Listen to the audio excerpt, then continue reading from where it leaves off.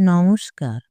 গল্পস্বল্পর আসরে আপনাদের সব্বাইকে স্বাগত জানিয়ে আজ আমি আপনাদের হুমায়ূন আহমেদের লেখা একটি গল্প পাঠ করে শোনাব। গল্পের নাম রূপা। ভাই, আপনি কি একটা ইন্টারেস্টিং গল্প শুনতে চান? আমি ভদ্রলোকের দিকে অবাক হয়ে তাকালাম। কিছুক্ষণ আগে তার সঙ্গে আলাপ হয়েছে, তাও এমন কোনো আলাপ না। আমি ট্রেনের জন্য অপেক্ষা করছি কিনা জানতে চাইলেন। আমি বললাম, হ্যাঁ, এবং ভদ্রতা করে জানতে চাইলাম, আপনি কোথায় যাচ্ছেন?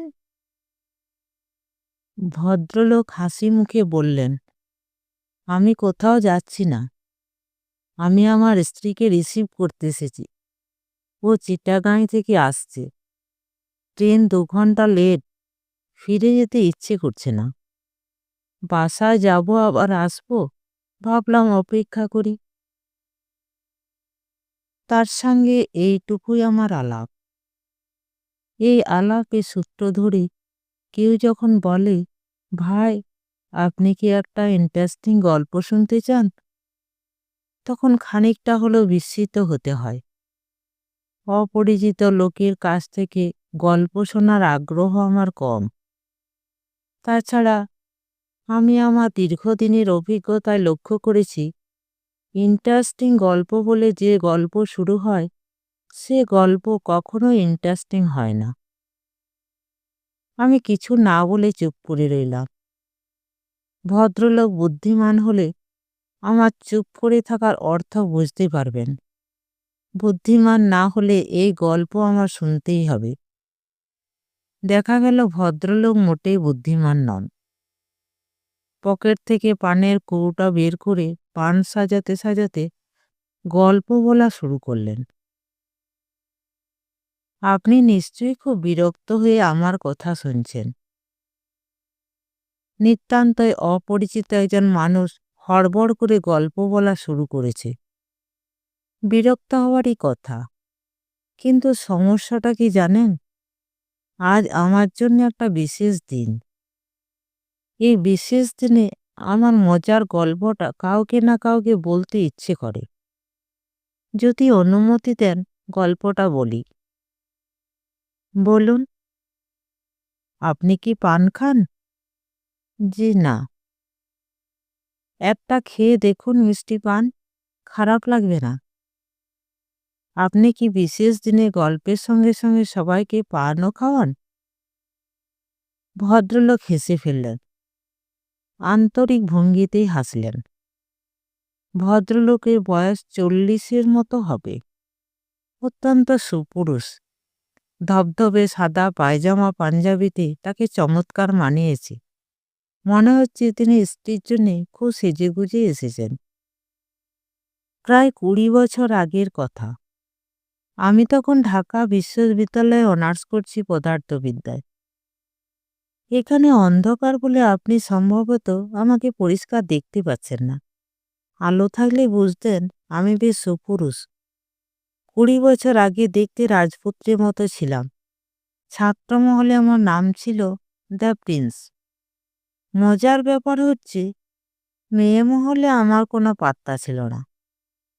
আপনি ব্যাপারটা লক্ষ্য করেছেন কিনা জানি না, পুরুষদের রূপের প্রতি মেয়েরা কখনো আকৃষ্ট হয় না। পুরুষদের সবকিছু তাদের চোখে পড়ে, রূপ চোখে পড়ে না। বিশ্ববিদ্যালয় জীবনে কোনো মেয়ে আমার সঙ্গে ভাব করার জন্য কিংবা কথা বলার জন্য এগিয়ে আসেনি। আমিও নিজে থেকে এগিয়ে যাইনি, কারণ আমার তোতলামি আছে, কথা আটকে যায়। আমি ভদ্রলোককে থামিয়ে দিয়ে বললাম, আমি তো কোনো তোতলামি দেখছি না। আপনি চমৎকার কথা বলে যাচ্ছেন। বিয়ের পর আমার তোতলামি সেরে যায়। বিয়ের আগে প্রচণ্ড রকম ছিল। অনেক চিকিৎসাও করেছি।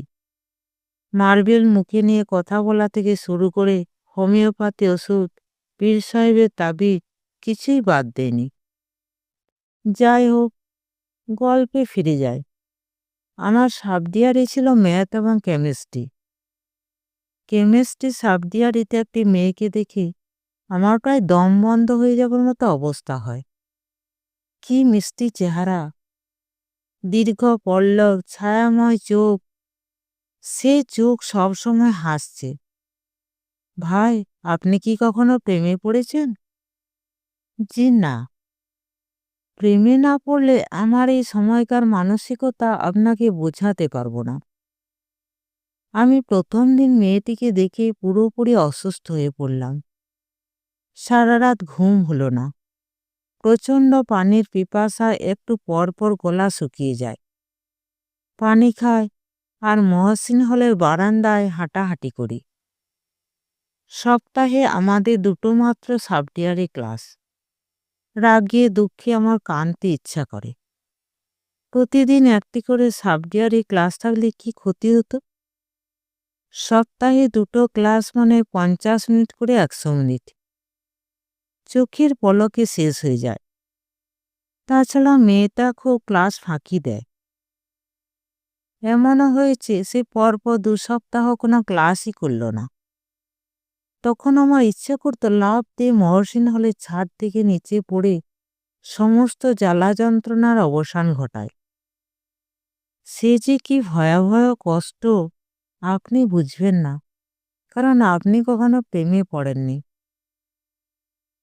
মেয়েটার নাম তো বললেন না, তার নাম কি? তার নাম রূপা।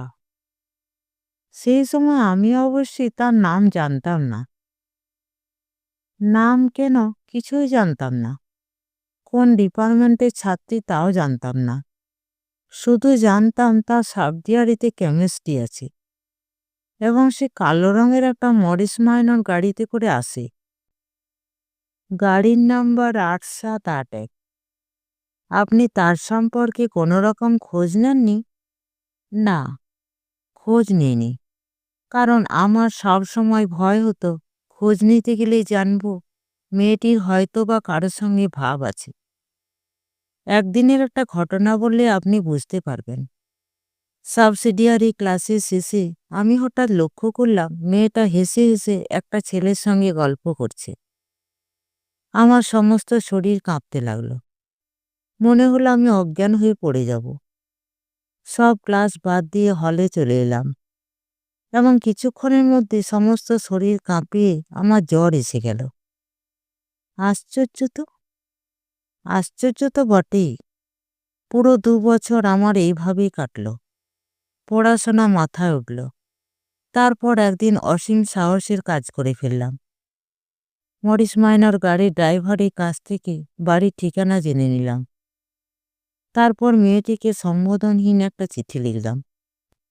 কি লিখেছিলাম এখন আর মনে নেই। তবে চিঠির বিষয়বস্তু হচ্ছে আমি তাকে বিয়ে করতে চাই। তাকে রাজি হতেই হবে। রাজি না হওয়া পর্যন্ত আমি তাদের বাড়ির সামনে না খেয়ে পড়ে থাকব, যাকে পত্রিকার ভাষায় বলে আমরণ অনশন। গল্পটা কি আপনার কাছে ইন্টারেস্টিং মনে হচ্ছে? হ্যাঁ, হচ্ছে। তারপর কি হলো বলুন? চিঠি ডাকে পাঠিয়ে দিলেন? না, নিজেই হাতে করে নিয়ে গেলাম। ওদের বাড়ির দারোয়ানের হাতে দিয়ে বললাম, এই বাড়ির একজন আপা আছেন না, ইউনিভার্সিটিতে পড়েন, তার হাতে দিয়ে এসো। দারোয়ান লক্ষ্মী ছেলের মতো চিঠি নিয়ে চলে গেল এবং কিছুক্ষণের মধ্যে ফিরে এসে বলল, আপা বলেছেন তিনি আপনারে চিনেন না।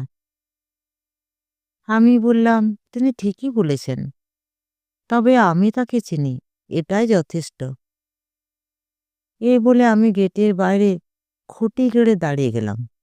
বুঝতেই পারছেন, নিতান্তই পাগলের কাণ্ড। সেই সময় মাথা আসলে বেঠিক ছিল, লজিক নষ্ট হয়ে গিয়েছিল। যাই হোক, সকাল 9টা থেকে বিকেল 4টা পর্যন্ত কোনো রকম ঘটনা ছাড়াই গেটের সামনে দাঁড়িয়ে রইলাম। লক্ষ্য করলাম দোতলা জানালা থেকে মাঝে মধ্যে কিছু কৌতূহলী চোখ আমাকে দেখছে। বিকেল 4টায় এক ভদ্রলোক বাড়ি থেকে বের হয়ে কঠিন গলায় বললেন, যথেষ্ট পাগলামি করা হয়েছে, এখন বাড়ি যাও। আমি তার চেয়েও কঠিন গলায় বললাম, যাব না, পুলিশে খবর দিচ্ছি, পুলিশ এসে তোমাকে ধরে নিয়ে যাবে। কোনো অসুবিধা নেই, খবর দিন। ইউ রাস্কেল, মাতলামি করার জায়গা পাও না? গালাগালি করছেন কেন? আমি তো আপনাকে গালি দিচ্ছি না। ভদ্রলোক রাগে জ্বলতে জ্বলতে বাড়ির ভেতর চলে গেলেন। তার পরপরই শুরু হলো বৃষ্টি, ঢালাও বর্ষণ। আমি ভিজছি নির্বিকার ভঙ্গিতে। সঙ্গে সঙ্গে বুঝছি যে জ্বর এসে যাচ্ছে। সারাদিন রোদে পড়ার পরে ঠান্ডা বৃষ্টি সহ্য হবে না। তখন একটা বেপরোয়া ভাব চলে এসেছে, যা হবার হবে। ক্ষুধায় ক্লান্তিতে শরীর অবসন্ন। মাঝে মাঝেই মনে হচ্ছে এই বুঝি মাথা ঘুরে পড়ে গেলাম। ইতিমধ্যে আমি আশেপাশের মানুষদের কৌতূহলী দৃষ্টি আকর্ষণ করতে সমর্থ হয়েছি। বেশ কয়েকজন আমাকে জিজ্ঞেস করলেন, কি হয়েছে, এখানে দাঁড়িয়ে দাঁড়িয়ে ভিজছেন কেন? আমি তাদের সবাইকে বলেছি, আমাকে নিয়ে মাথা ঘামাবেন না, আমি একজন পাগল মানুষ। মেয়েটির বাড়ি থেকে হয়তো টেলিফোনে এই বিচিত্র ঘটনার কথা কাউকে কাউকে জানানো হয়েছে। 3টি গাড়ি তাদের বাড়িতে এলো। গাড়ির আরোহীরা রাগী ভঙ্গিতে আমার দিকে অনেকক্ষণ তাকিয়ে বাড়ির ভেতর ঢুকলেন। রাত 11টা বাজল। ওদের বাড়ির বারান্দায় বাতি জ্বলে উঠল। বর্ষার ঘরে দরজা খুলে মেয়েটি বের হয়ে এলো। মেয়েটির পেছনে পেছনে ওদের বাড়ির সব কয়জন মানুষ।